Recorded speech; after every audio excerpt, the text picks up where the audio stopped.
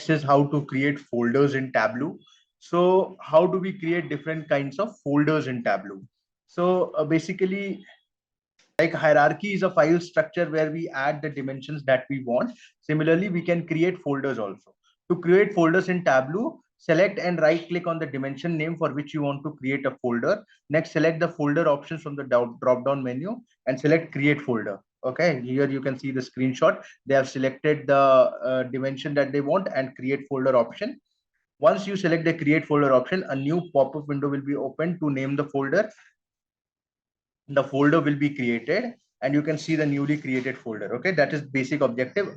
Basically the objective of the folder is to just organize your data. Let's suppose there are some dimensions which you are not using constantly, but there are some sets of dimensions or columns which will be used when they are together, and you know that their use will always be when they are together. So you can place them inside the folder and you can work with that folder when you're working with those dimensions. So that is the meaning of that is the use of creating folders. Okay.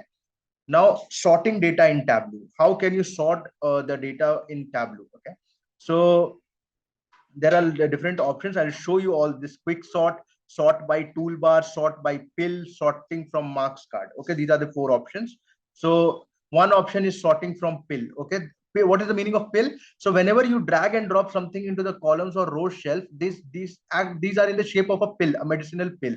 So these are called pills. So when you right click on it, you can get this sort option and you can sort it. So that is one way to sort it. The other way is to use the icon which is there in, suppose you have something like this. So you can use this option to sort your data. And there is an option also A to Z, like sorting it alphabetically. So that is another option to sort it. And the last one is on the toolbar, you have the option to sort it in descending or ascending order. Okay.